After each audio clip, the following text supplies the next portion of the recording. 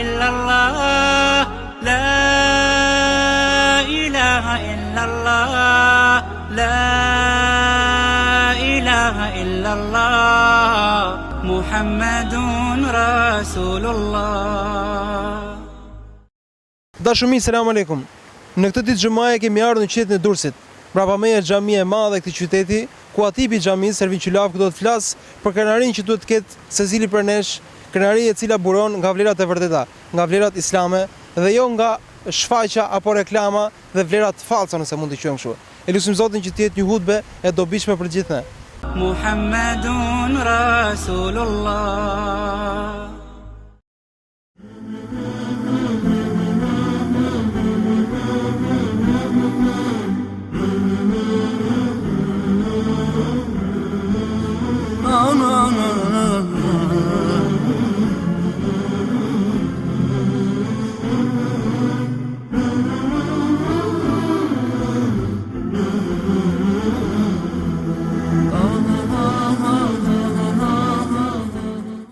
محمد رسول الله.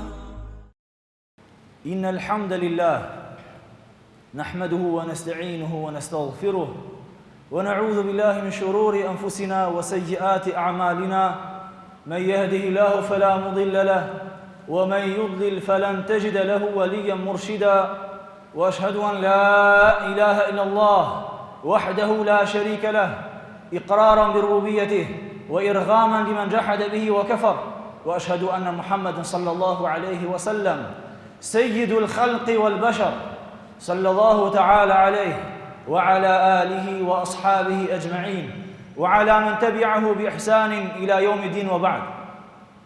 Të gjitha falënderimet tona janë vetëm për Allahun Azza wa Jall.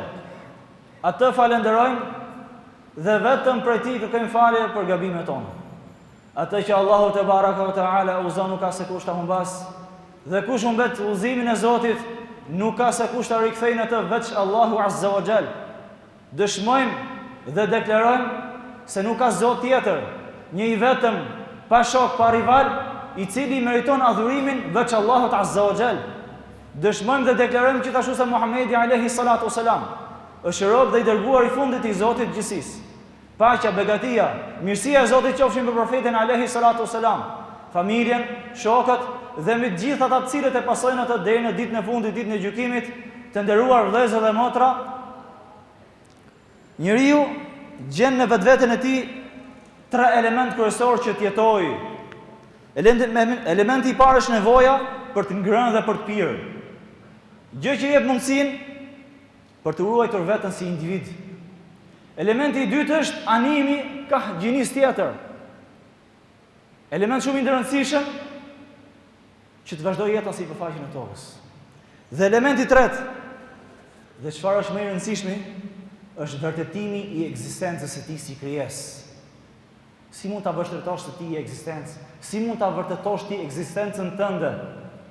Mund ta quajmë ndryshe krenaria për vlerat që posedon. Si mund vërtetosh ti që je njeri me vlera? Si mund vërtetosh ti ekzistencën tënde? Dikush mund t'ia krijojë vetes tij të gjitha mundësitë, dhe gjithashtu dhe familjes tij, fëmijëve tij, mundësitë maksimale për të bërë një jetë sa më komode, sa më të lumtur, sa më të qetë, sa më të garantuar. Por njëkohësisht ku ky person është pa vlera në shoqëri, ky person është përbuzur në shoqëri, me të vërtetë nuk është kjo ajet që ky kërkon që të bëjë realisht. Prandaj, nevoja kryesore e njeriu është të qenurit krenar, apo ta shikojë veten e tij si njeri me vlera. Duke qenë që ne jemi njerëz, duke qenë që ne kemi nevojë që të jemi njerëz me vlera, si mund t'ia krijojmë vlerat në vetes tonë? Si mund të bëjmë njerëz me vlera? Vlerat krijohen duke përsosur çdo veprim, çdo sjellje, çdo aktivitet që ne kemi apo që posedojmë. Nëse je mjek, që tregosh je një mjek me vlera, duhet përsosësh profilin tënd. Duhet përsosësh të gjitha veprimtaritë tënde humane, filantrope, bamirëse pra, që në mënyrë që mos ndodhin skandale, sikurse dëgjuam sot mëngjes për skandalin që ndodhi në një prej materniteteve të kryeqytetit. për neglizhencë sipas palës akuzuese të mjekëve, ndodhi katastrofa që sot ikën 2 jetë njerëzish. Të jesh mjek, të jesh me vlera, do të thosh përsosësh veprimtarinë tënde. Në qoftë se je mësues, përsosë mësimdhënien që të krijosh apo që të nxjerrësh një brez i cili ka vlera, të nxjerrësh studentë të cilët do jenë krenaria e vendit se ku jeton. Në qoftë se je prind, përsosje edukimin e fëmijës. Në qoftë se je nxënës, përsosje mësimmarrjen etj më radhë. Dikush mund të jetë në punës tek një fabrikë, tek një uzinë, tek një kompani, tek një aktivitet biznesi, dhe në qoftë se vënohet disa minuta, 1 herë, 2 herë, 3 herë, dhe këtë gjë e bën në mënyrë të shpeshtë, atëherë ai do të marrë vretje nga e prori i tij. Dhe ky meriton që të rrihet vërejtja. Dhe në momentin që të rrihet vërejtja, e shikon veten e tij si të poshtruar. Pse? Nuk ka qenë korrekt tek veprimet e tij. Tregohet në disa rivajete ku thuhet iyyaka wa kullu amrin yu'tadharu minhu. Kujdes. Tregoj kujdesshëm në çdo çështje, në çdo veprim dhe sjellje, të cilat ty të kërkojnë që të kërkosh ndjes. Kujdes tek veprimtaria jote që ti kërkon që dhe do të mundohesh që të justifikohesh për veprimet tua në të ardhmen. Disa nga selefët tonë të parë, njerëzit e parë të gjeneratave të lavdëruar nga Zoti, thoshin: "Men arrada nafsahu lit-tuham, fala yalumanna man asaa bi dhann." Ai personi i cili e ekspozon veten e tij, ai personi i cili e vendos veten e tij në disa situata nga të cilat njerëzit do ta akuzojnë dhe do të mendojnë keq për të, atëherë mos bëjmë faj vetëm se veten e tij. Mos e vendos vetëm në situata të vështira, që të kërkon të justifikohesh. Pse? Sepse në këtë moment nuk e ke përsos veprimtarinë tënde, sjelljen tënde, fjalët e tua dhe pozicionin tënd. Çdo person i cili ne do ta zhveshim nga vlerat, do t'ja mohojmë virtytet që ka, të gjithë vlerat që posedon, do të shikosh që ai do të dalë nga portreti që ti ke në mendjen tënde. Çdo person nga ne, edhe nëse s'është prezant, ka një imazh të një personi tjetër që shoqëron, që jeton me të, që qëndron pranë. Nëse ky person do ta zhvlerësoj mikun, shokun, bashkëjetuesin e tij, qoftë kjo bashkëshorte, fëmijë, prindër, etj më radh miq, do shikosh që ky person tjetër do të mundohet në mënyrë maksimale që ta ruajë veten e tij dhe të ruajë ato vlera që i posedon, që mendon që janë vlera. Dhe pra do ta shikosh që do dalë nga natyra e tij si njeri apo si imazhi që ti ke në mendjen tënde. Sepse çdo kush, pra sikur se tham, mundohet që të japë vlerë vetes tij. Një person që ty të gënjen, një person që të mashtron, një person që ta ka hedhur në tregti, në biznes etj më radh apo në një situatë që ti besoj edhe ai të mashtroj, në momentin që e mendon apo që e kujton apo që e merr vesh, domethënë të arrin lajmin që të ka mashtruar, që të ka gënjur, ky person vjen direkt nga syrat. Vjen direkt në sytë tu. Nuk bëhet më, apo nuk është më, apo zhvlerësohet nga komplet ato vlera që ti kishe krijuar për këtë person. Pse? Sepse ky person nuk është treguar muhsin.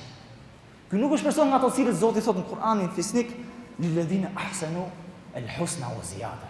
Ata cilët i përsosin veprimet e veta, e përsosin ibadetin e vet, jo vetëm që do të shpërblen me xhenet të Zotit në ditën e gjykimit, por se ka edhe diçka tjetër plus.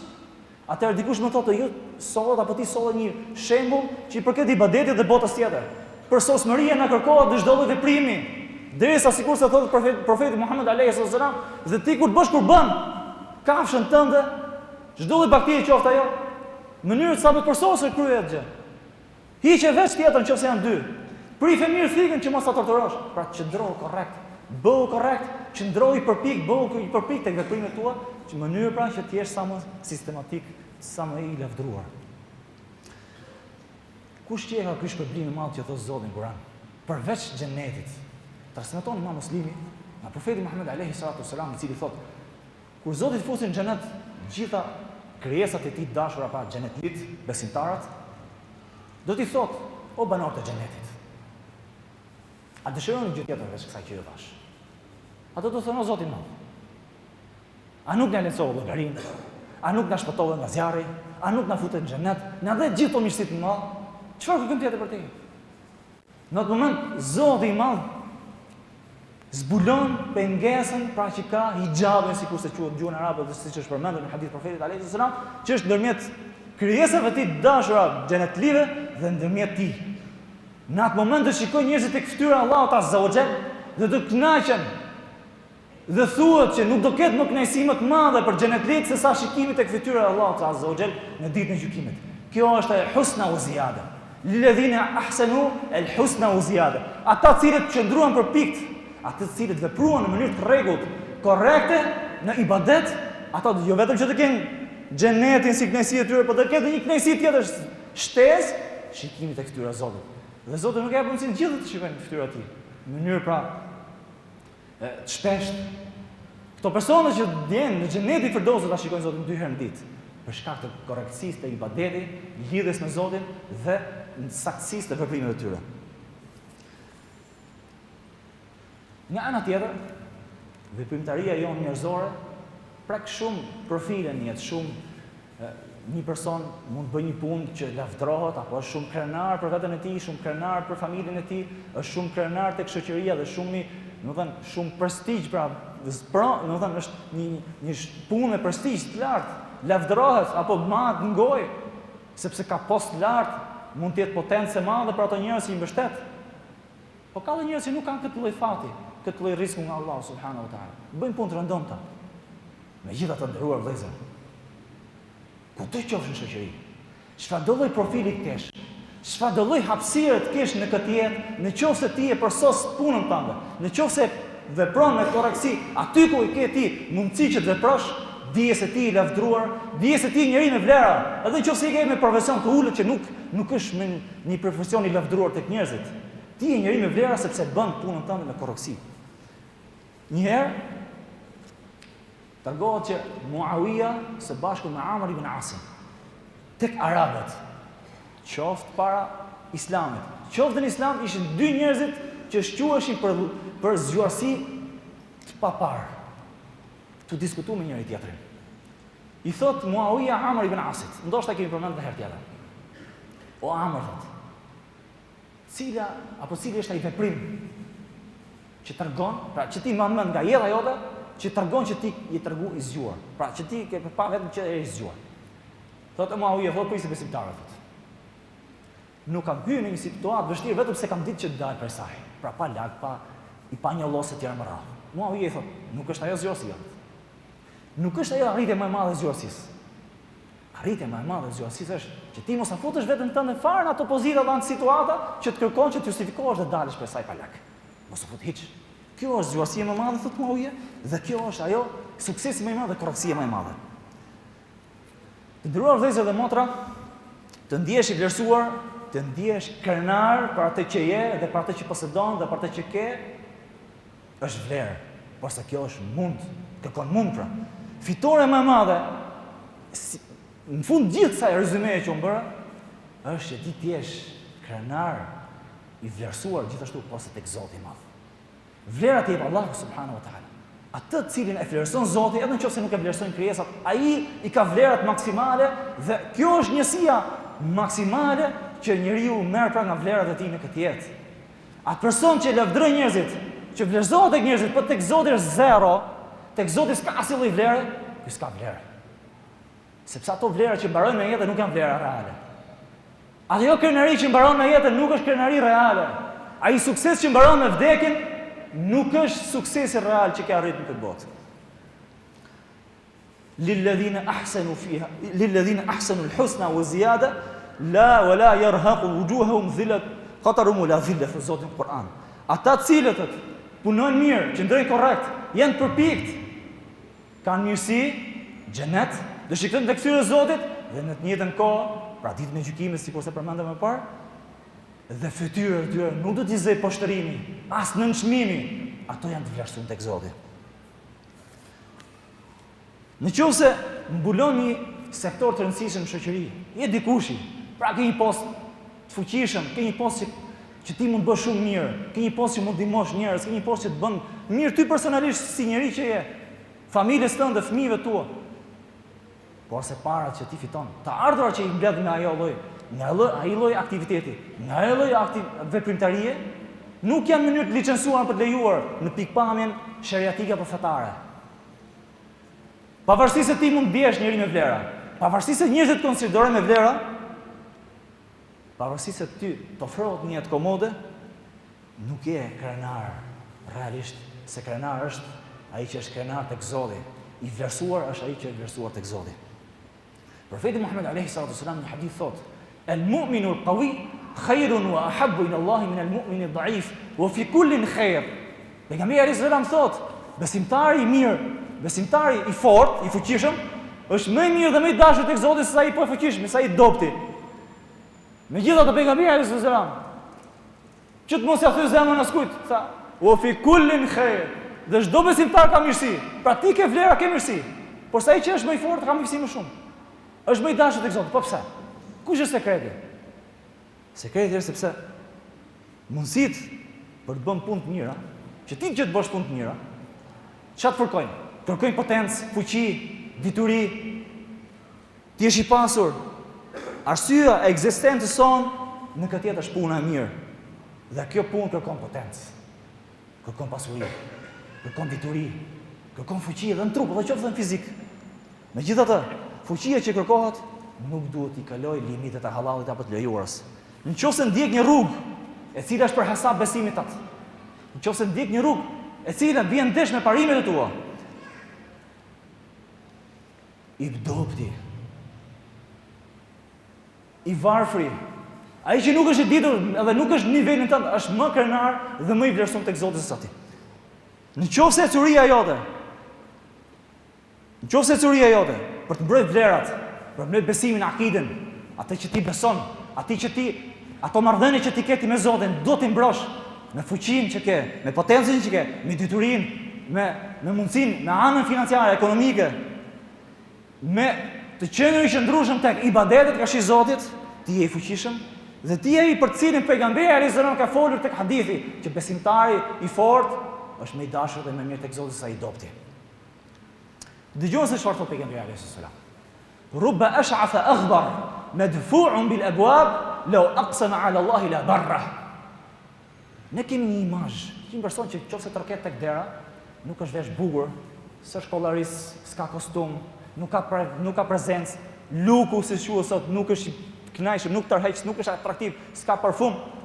Pra që është vesh rëndom, kërkon diçka zjat dorën, ky person përzehet, refuzohet në përdyrat e njerëzve. Megjithatë thot pejgamberi alayhis salam, ndoshta thot, një person i tillë që nuk i ka këto element që sot vlerësohet tek njerëzit.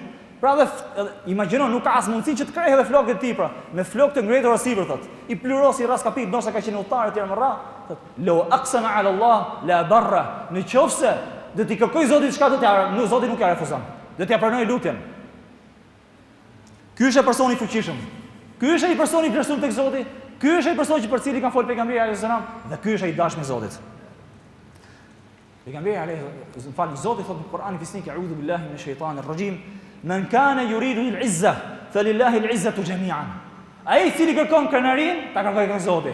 Sepse Zoti të takon krenaria ekskluzive, absolute. Zoti është krenari dhe tek Zoti kërkoni krenarin, thot Allahu subhanahu wa ta'ala.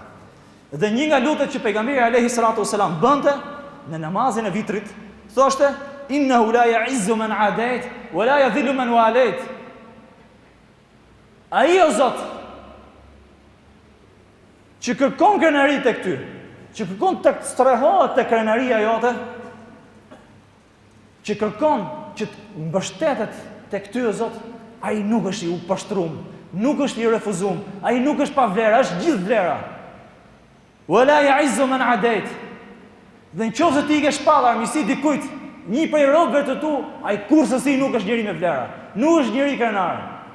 Krenar është ai që është krenar me Zotin, me vlera është ai që vlerësohet, që vlerëson Zotin dhe vlerëson besimin e Zotit. Është e pamundur që të misohesh me Zotin dhe më pas ti jesh i refuzuar, ti jesh i poshtruar. Dhe gjithashtu është e pamundur që të tregosh armiqësi me Zotin, të tregosh armiqësi me udhëzimet hyjnore dhe më pas jesh njëri me vlera dhe ti jesh njëri i krenuar apo njëri me nivel tek njerëzit. Mund të jesh ke një grup njerëzish i ngushtë, i vogël, por sa jo tek gjithë njerëzit që kanë logjikë dhe që kanë zemër dhe dinë të vlerësojnë gjërat. Gjithë ju e dini historinë. Në momentin kur pejgamberi alayhi salatu selam mbaroi në luftën e Bedrit, pra, mbaroi lufta dhe shkoi tek ato puse që ishin hedhur brenda, ku famat e njerëzve me vlera tek krenaria Mekasa, i dhujtarë Mekasa. Dhe shkoi duke i përmendur emrat një nga një. O filan biri filanit, o filan biri filanit. Edhe filloi duke i thënë pejgamberit, a nuk e gjet atë që ty tu tha dhe tu kumtua nga unë? Omeri u çudit. I tha, o pejgamberi i Zotit, e tu nadi aqamun qad jifu. O pejgamberi i Zotit, ti po i thra disa njerëz të cilët janë bërë kërma. Pra ishin njerëz dje apo deri para ca momente ishin njerëz me shpirt, sot janë kërma, sot janë fryrë nga uji që kanë pirë në pus apo lëkurë aty apo trupat aty janë fryrë. Pra i vjen era keq ti po i pra nuk është logjike, do të thënë, ke logjika e thjesht e një personi që nuk i arriti informacionin. Thot, o pejgamberi i Zotit, po i thra se njerëz janë bërë kërma. Si mund përgjigjen ato? Pra nuk dëgjojnë. O Omeri thot, wallahi, ato tashin në të momente janë duke më dëgjuar se Zoti ja ka bërë të mundur që të më dëgjojnë mua. Por sa ato nuk kanë mundësi që të përgjigjen. Pra i ka ardhur, i ka ardhur, e kanë gjetur dhe e kanë arrir atë kontestë që unë e thash. Pra i kanë në sy të vet ato gjëra që unë, ato udhëzime që unë e parashtrova, ata i refuzuan. Besimtar nderuar, është e pamundur që të jesh besimtar i sinqert, krenar për fen tënde dhe Zoti që mos të ngrej lart. Zoti mos t'jap vlera dhe të bëjt njeri të zgjedhur, qoftë tek ai dhe qoftë tek njerëzit. Njeriu me parime, me moral, është i respektuar kudo qoftë. Qoftë nga armiqtë e tij. Dhe këtu kujtojmë fjalën e Imam Shafiut, i cili thotë: "Më mirë për mua është një armik i zgjuar, pra që ka vlerë, ka se çfarë unë përfitoj prej tij. Minimalisht unë do marr të gjitha mundësitë, pra do bëj dhe krijoj vetë të gjitha mundësitë që të ruhem nga armiqësia e këtij personi. Pra ka diçka që quhet vlerë. Pra më mirë për mua është që të kem një armik të zgjuar sesa një shok i cili është nuk ka zgjuarsi, pra është i trash apo është pra nuk ka inteligjencë." Besimtarët nderuar, çështjen e krenarisë, çështjen e vlerave, çështjen e prestigjit se cili për nesh e kanë dorë. Si e kanë dorë? E kanë dorë, ka mundësinë e zgjedhësh. Bëhesh krenar tek Zoti, apo ti je krenar për Allahun, je krenar për besimin tënd, ti je krenar për ato vlera të besimit që ti posedon, apo ti je nga krahu tjetër. Dhe dije, o vllai nderuar dhe motër nderuar, që çdo vlerë, sikur se përmenda, çdo sukses, çdo krenari dhe çdo gjë që është një simase e njerëzve, e cila përfundon me vdekjen, ajo nuk është reale. Krenaria vërtet është krenaria. Ti je krenar për Zotin, krenar për besimin tënd. Vlera vërtet është ato vlera që ti mban shpirtin tënd dhe ajo filantropi, ajo bamirësi që ti përhap tek njerëzit, ajo bamirësi shpirtërore që ti don që të përhapet tek njerëzit. Këto janë vlerat e vërteta. Dhe jo vlerat që njerëzit sot i njësojnë apo i japin për shkak të interesave që kanë kashik këtyre të tjerëve. Aqulu qawli hadha wastaghfirullaha li wa lakum fa ya fawza al-mustaghfirin astaghfirullah.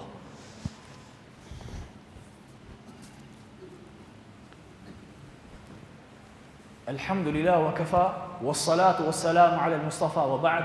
Të nderuar besimtar, Allahu tebaraka wa taala në Kur'ani fisnik thot: Inna Allaha wa malaikatahu yusalluna ala an-nabi ya ayyuhalladhina amanu sallu alayhi wa sallimu taslima.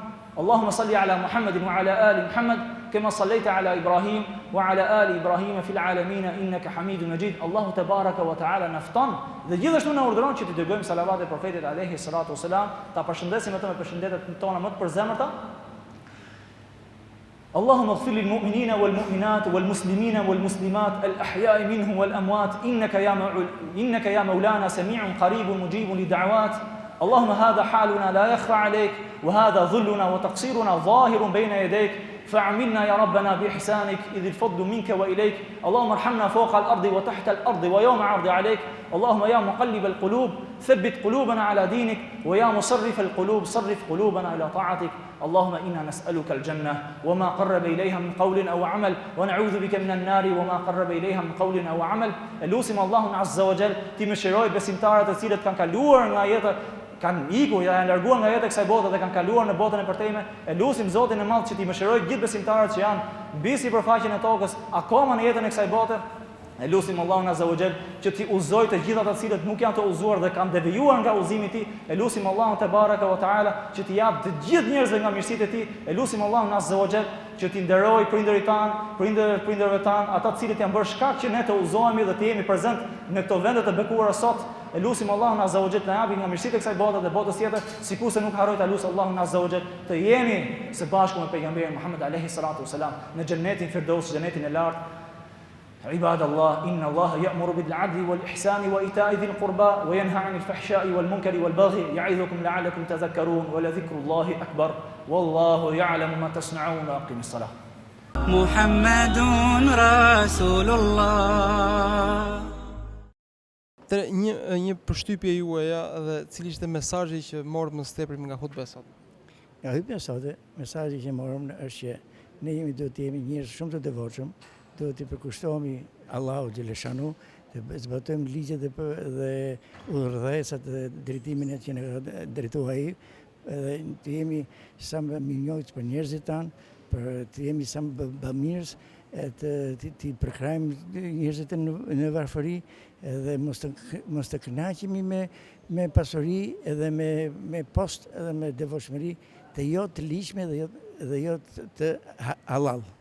Por duhet jemi shumë të thjesht, edhe nëse jemi fukare, jemi më të preferuar te Allahu Xheleshanu se sa ata që janë të pasur dhe që kanë strese për bizneset e tyre të pista, për mendimet e tyre të pista, për jetën dhe veset e keqe që mund të kenë ata. Atëherë, selam aleikum. Me thënë drejtën, ditët e sotme në përgjithësi të jesh i ndershëm dhe të jesh një besimtar i devotshëm nuk është e lehtë. Absolutisht, duke pa dhe vështirësitë që ka në përgjithësi shoqëria jonë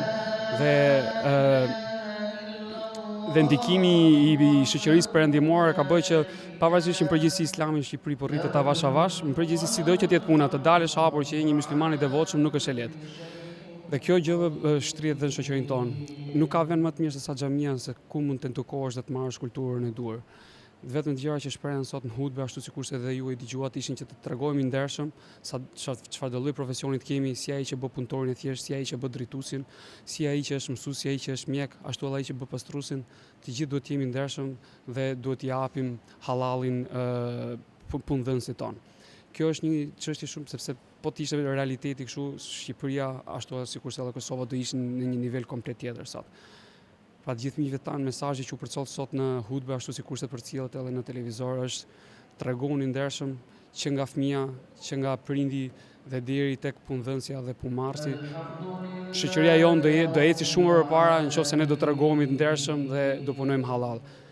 Ju faleminderit dhe selam aleikum, Zoti ju rujt edhe ju mëshiroft. Por së pari Zoti shpreh për hutben dhe argumentet dhe këshillat tuaja në hutben e sotme, nëse është e mundur që mesazhin e gjithë kësaj ta përmbledhim ose nëse mund ta ripërmbledhim në pak sekonda me pak fjalë.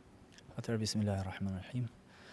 Mesazhi që përçon hutbja e sotme ishte rreth krenarisë, rreth të qenurit njëri me vlera dhe njësisë matëse tek njerëzit dhe tek Zoti. Pra dallimi që ka krenaria, të qenurit krenar tek Zoti dhe të qenurit krenar tek njerëzit. Vlera që përmban dhe që promovon tek njerëzit dhe cilat janë vlerat reale.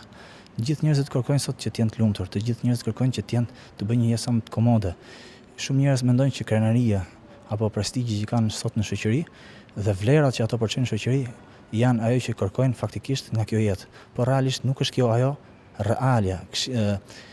Krenaria reale që duhet krenohet me të njeriu, nuk janë ato vlerat reale që njeriu duhet pajitet me to, sepse çdo vlerë e cila përfundon me vdekjen, çdo vlerë dhe çdo krenari dhe çdo virtyt, çdo sukses i cili mbaron dhe përfundon me vdekjen, atëherë nuk është vlerë reale, por se vlera reale është ajo që shoqëron njeriu në jetën e përteshme kur dalë para Zotit të gjithësisë.